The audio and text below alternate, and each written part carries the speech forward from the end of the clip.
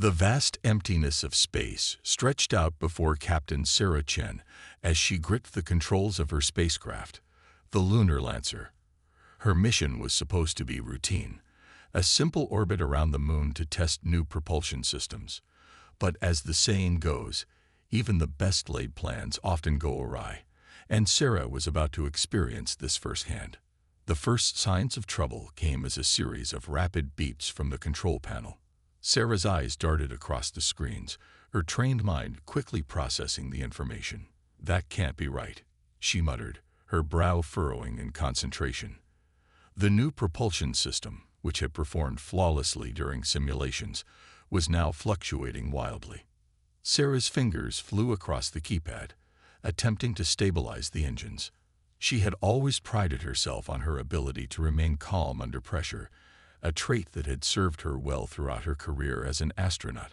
But as the alarms grew louder and more insistent, even she felt a tendril of fear creeping up her spine.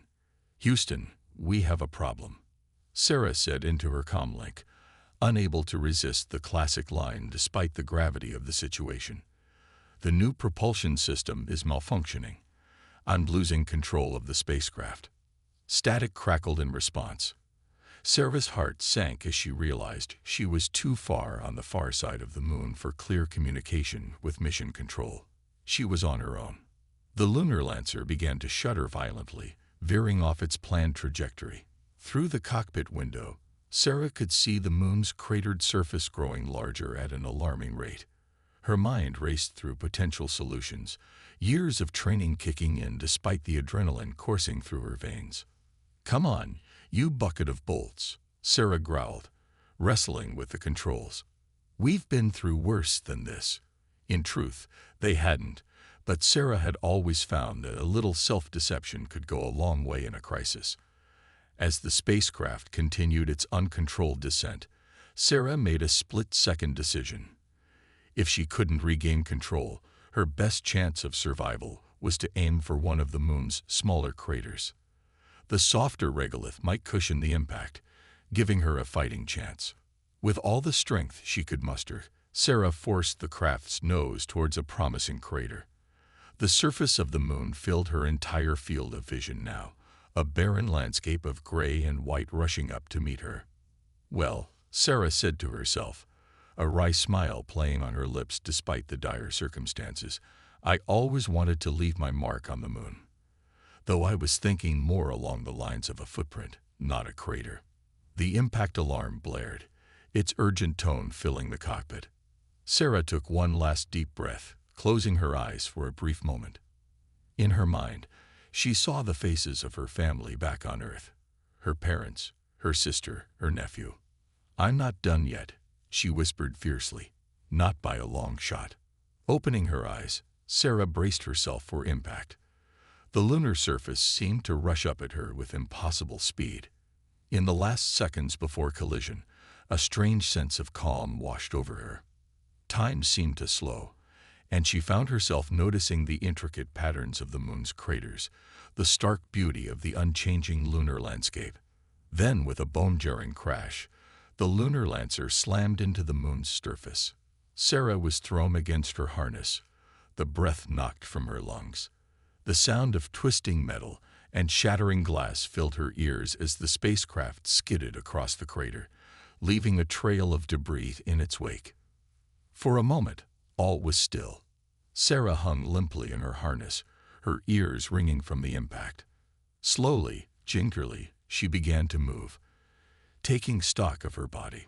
To her amazement and relief, nothing seemed to be broken. She was battered and bruised, but alive. A small laugh bubbled up from her chest, growing until it echoed through the damaged cockpit. It was a laugh of relief, of disbelief, of the sheer absurdity of her situation. "Well," she said aloud, her voice hoarse, "that's one way to make an entrance." Unbuckling her harness, Sarah carefully made her way through the tilted craft. Emergency lights flickered, casting eerie shadows across the interior. She reached for the emergency kit stowed under her seat, her movements slow and deliberate in the reduced lunar gravity. As she donned her spacesuit, Sarah's mind was already racing ahead to the next steps. She needed to assess the damage to the lunar lancer, see if repairs were possible. If not, she'd need to activate the emergency beacon and hope that a rescue mission could reach her before her oxygen ran out. First things first, Sarah muttered to herself as she sealed her helmet. Let's see what kind of mess we've made out there. With a hiss of equalizing pressure, Sarah opened the airlock. As she stepped out onto the lunar surface, she was struck by the absolute silence. No wind, no birds, no distant sounds of civilization. Just the vast, empty quiet of the moon. Sarah took a moment to look up at the Earth, a beautiful blue marble hanging in the black sky. Despite her predicament, she couldn't help but feel a sense of awe. She was only the 15th woman to walk on the moon, and the first to do so unintentionally. Houston, if you can hear me, Sarah said into her comm, knowing it was futile but unable to resist. The lunar lancer has landed. It's a bit of a fixer-upper now, but the view is unbeatable.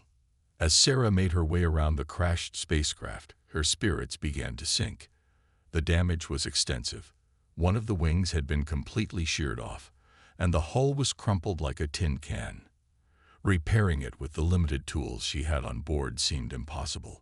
But Sarah Chen wasn't known for giving up easily. She had faced long odds before and come out on top. This was just another problem to solve, another challenge to overcome. With renewed determination, she began to formulate a plan. "All right, Sarah," she said to herself, her voice firm with resolve. "You've got a broken spacecraft, limited supplies, and you're stranded on the moon. But on the bright side, the commute to work just got a whole lot shorter." As she turned to head back to the airlock, something caught her eye.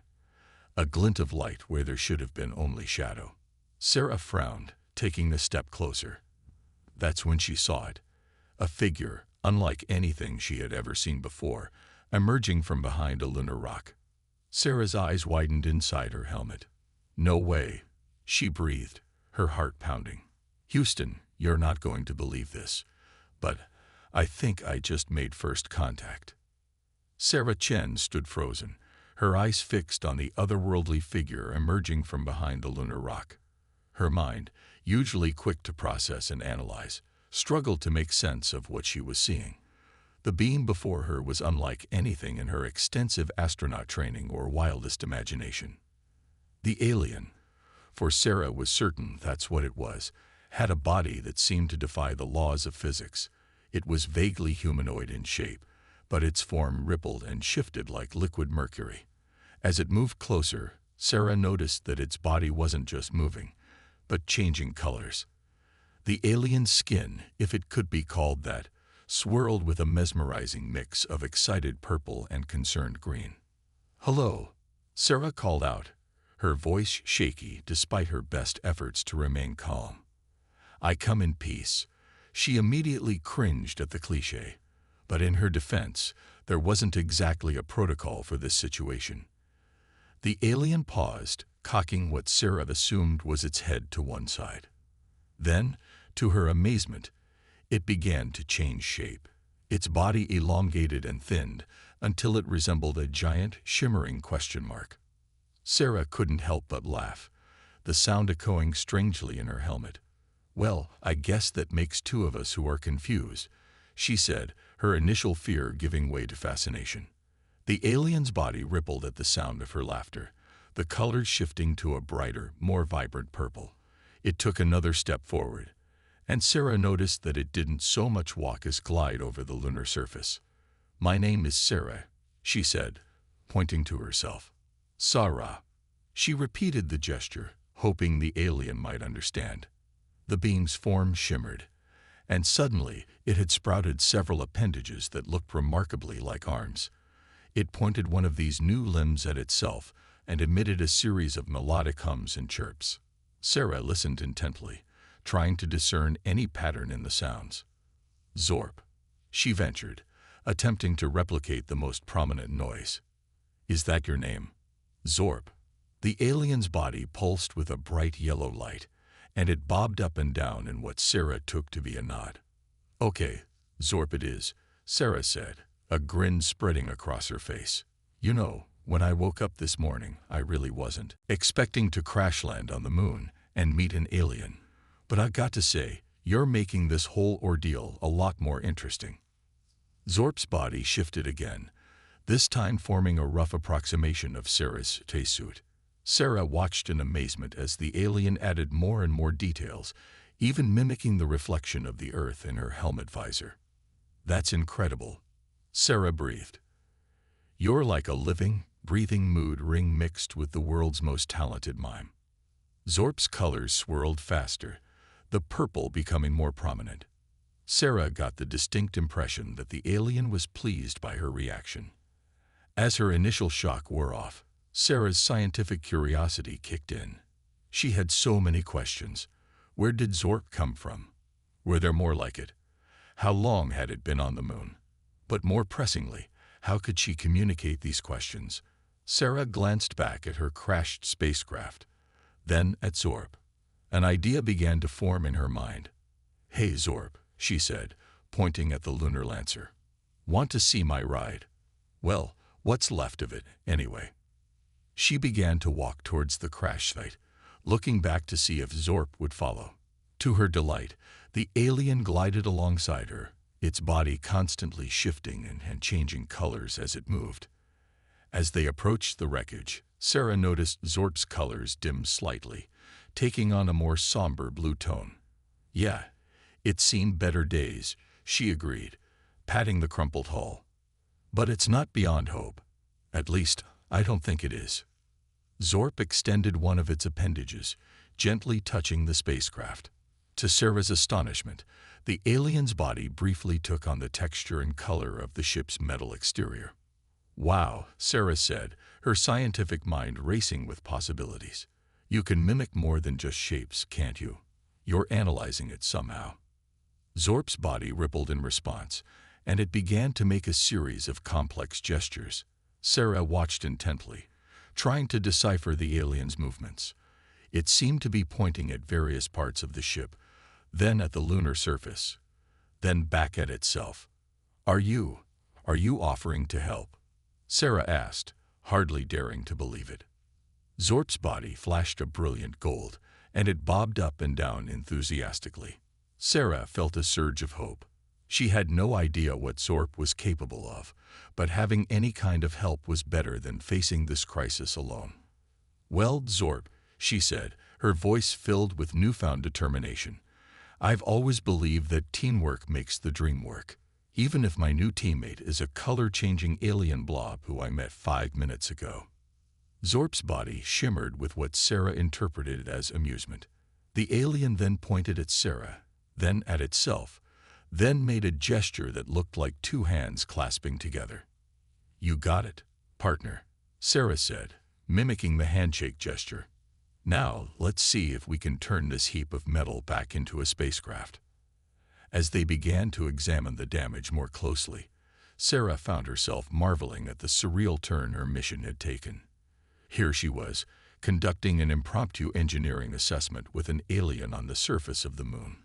It was absurd, terrifying, and absolutely thrilling all at once. "You know, Zorp," Sarah said as they worked, "when I was a kid, I always hoped there was other life out there in the universe. Used to drive my parents crazy with all my alien stories and drawings." She chuckled at the memory. "Never in a million years did I think I'd actually meet one, let alone one as unique as you."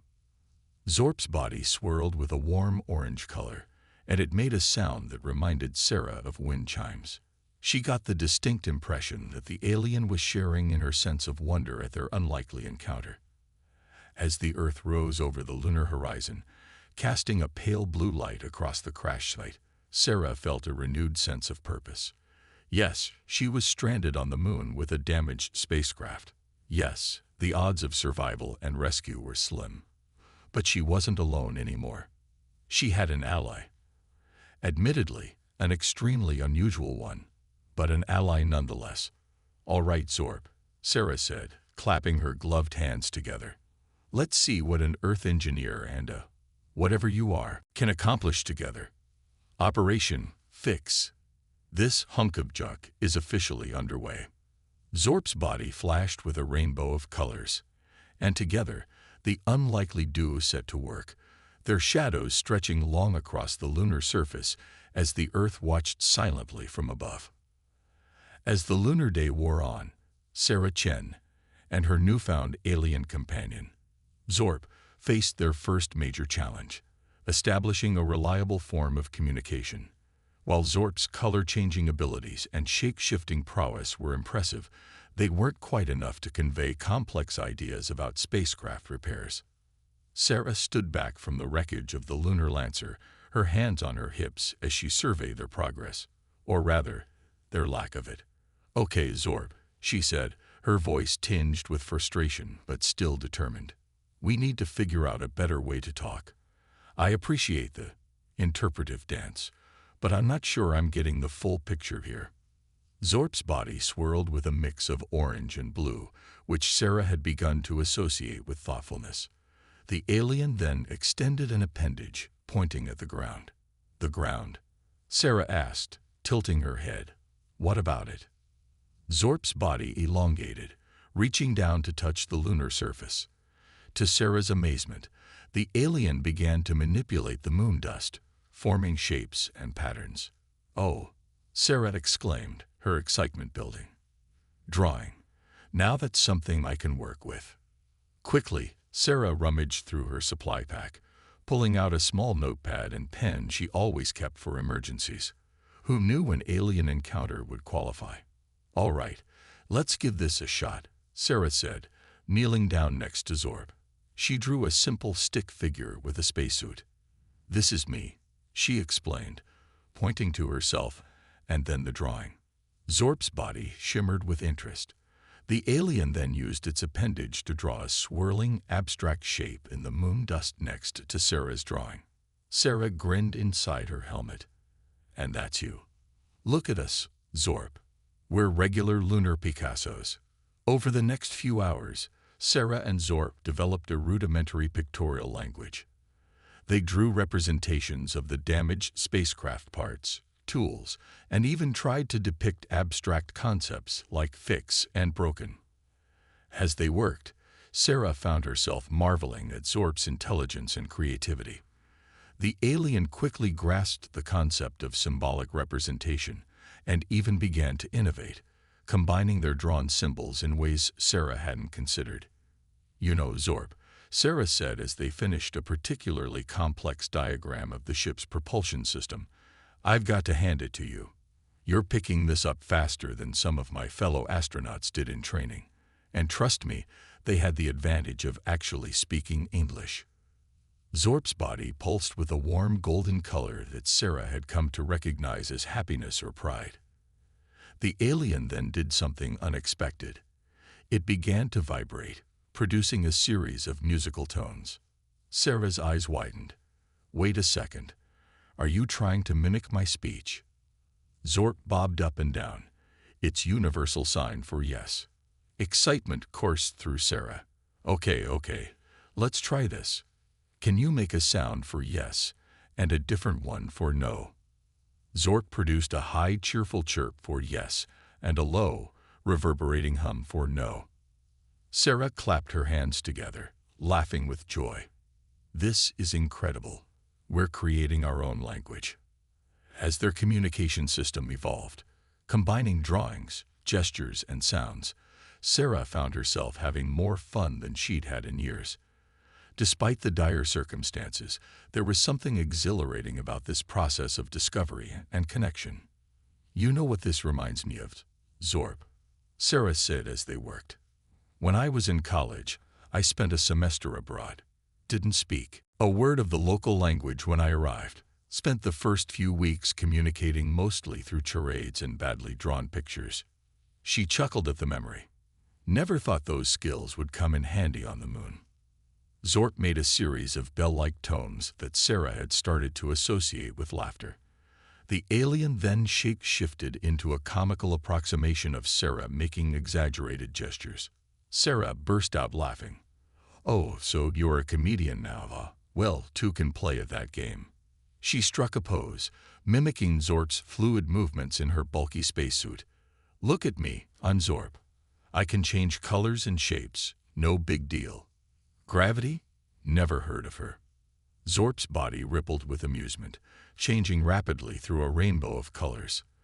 The alien then began to mimic Sarah's movements, creating a bizarre mirror image of an astronaut trying to be fluid while restricted by their suit.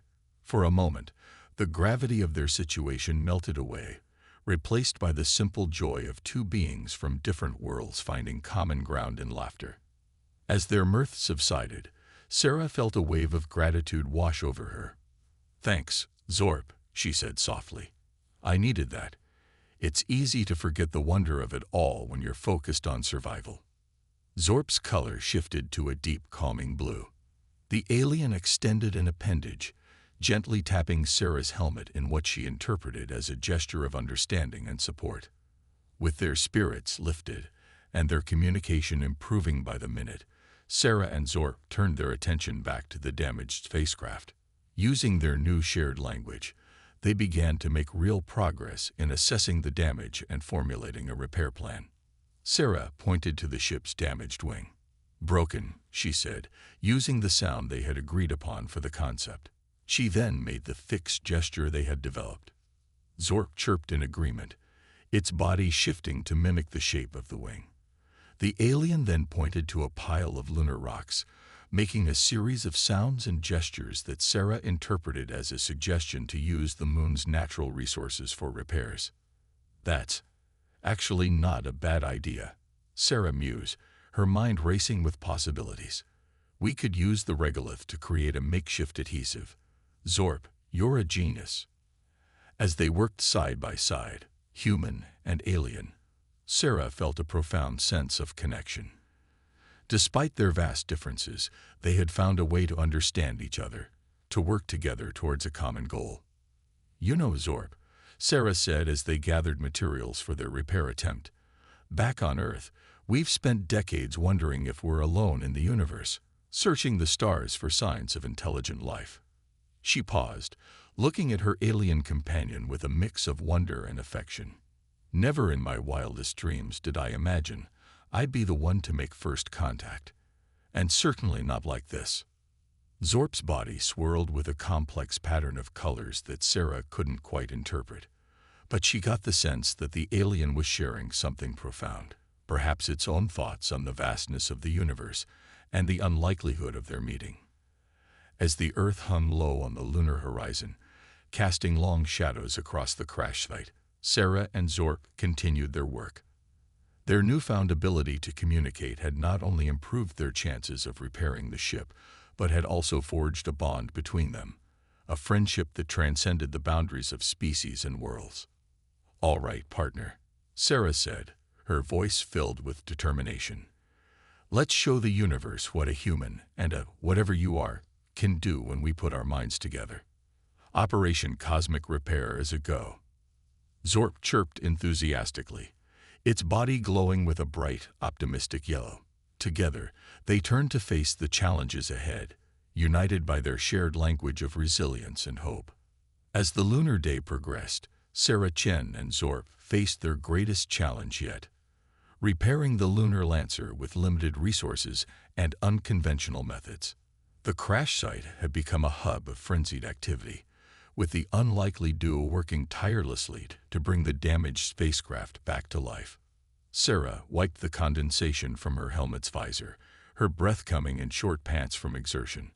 "All right, Zorp," she said, her voice filled with the quiet authority of a seasoned leader.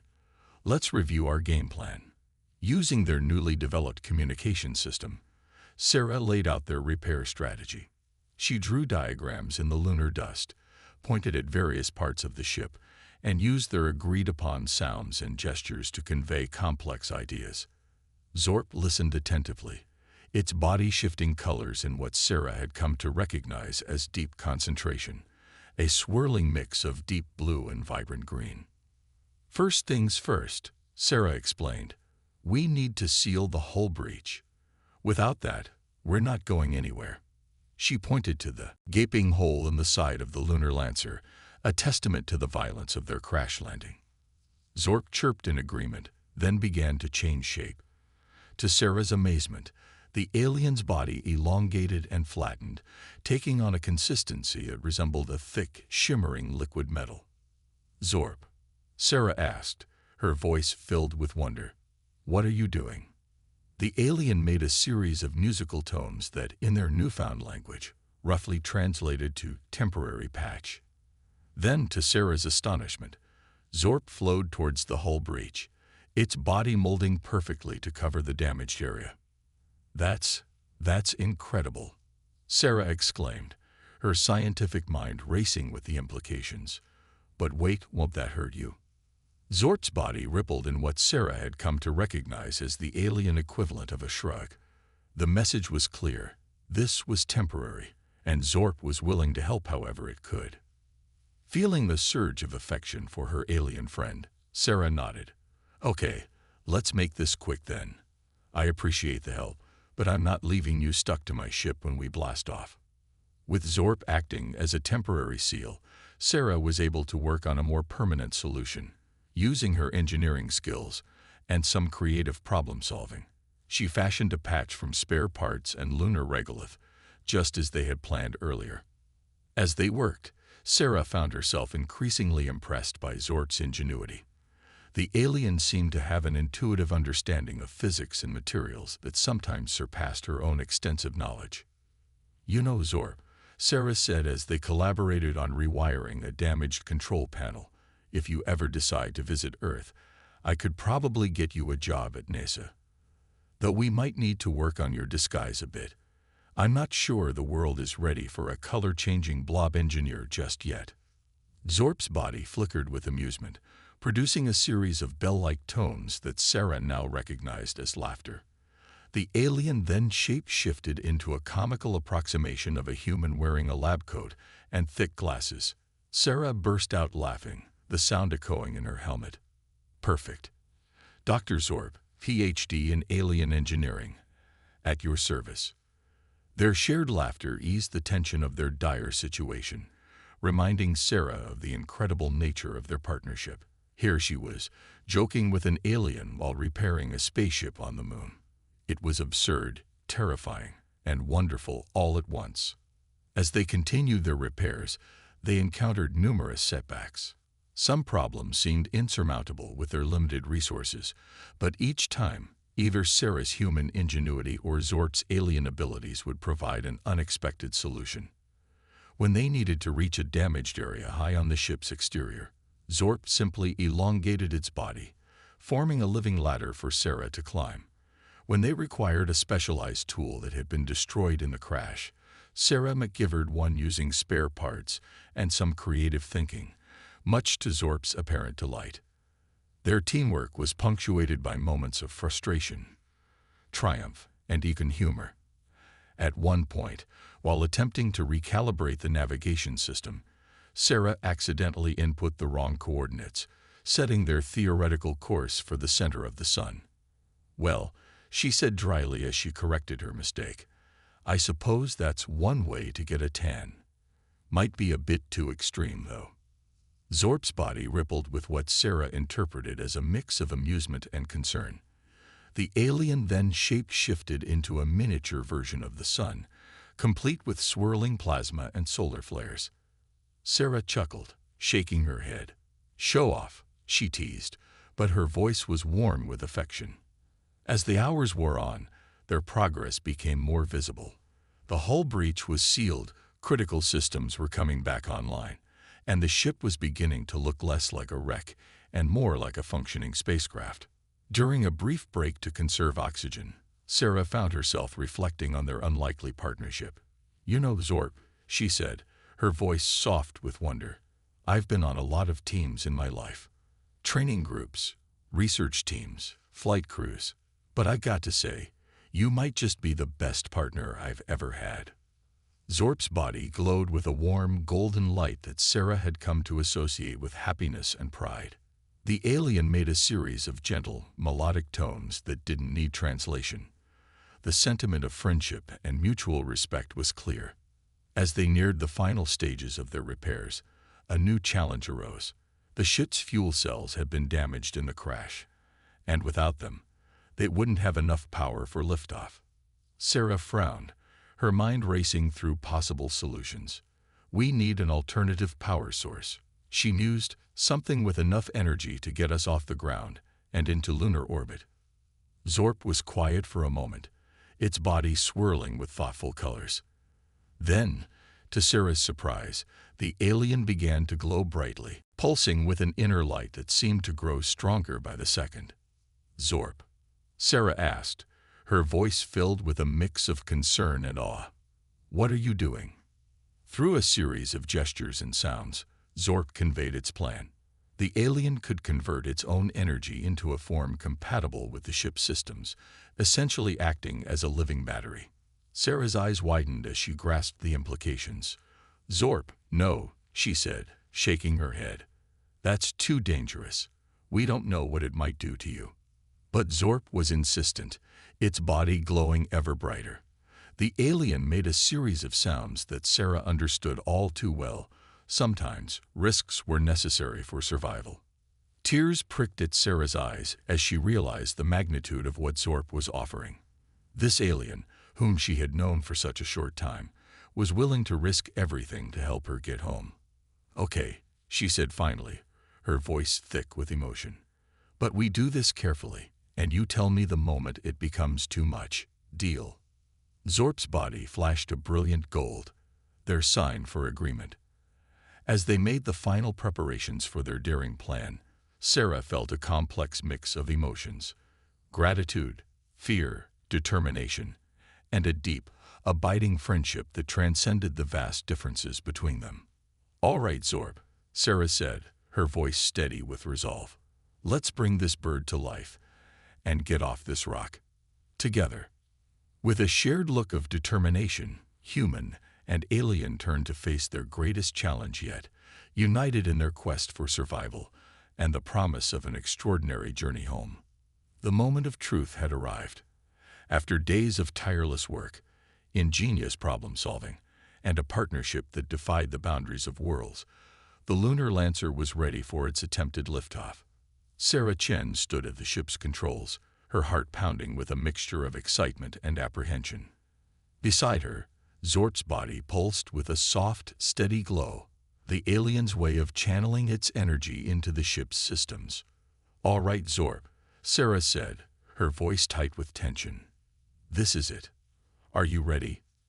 Zorp's body flashed a brilliant gold, their sign for agreement. But Sarah noticed a hint of blue swirling beneath the surface, a color she had come to associate with sadness or worry. Hey, she said softly, reaching out to gently touch Zorp's shimmering form. We're in this together, remember, no matter what happens. Zorp's colors warmed at her touch, the blue receding as a wave of comforting purple took its place.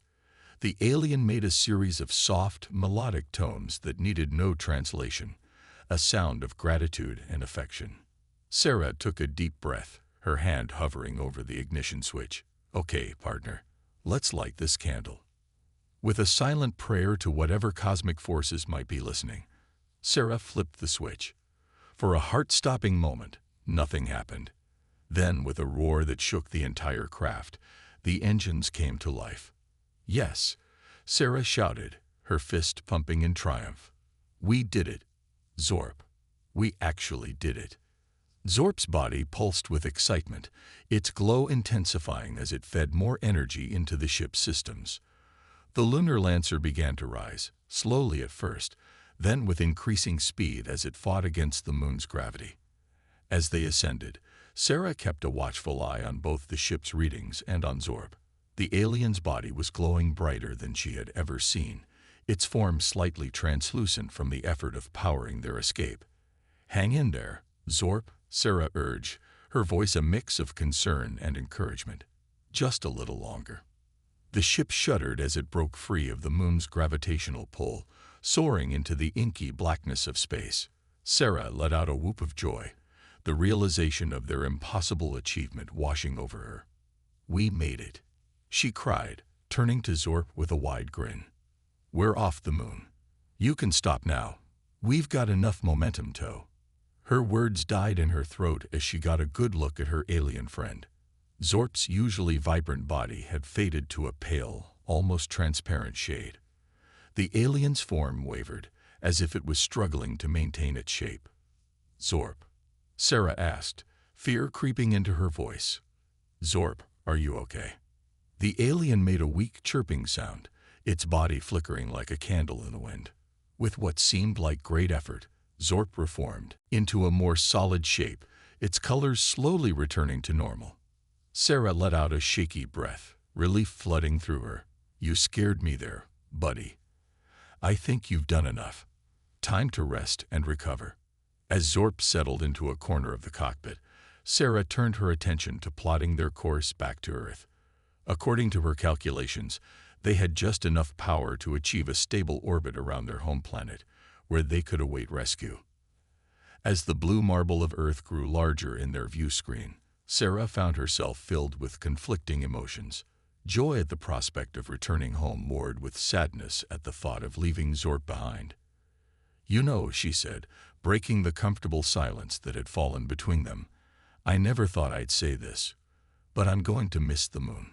Or rather, I'm going to miss our time there together." Zorp's body shimmered with a mix of warm colors, happiness, affection, and a tinge of that melancholy blue.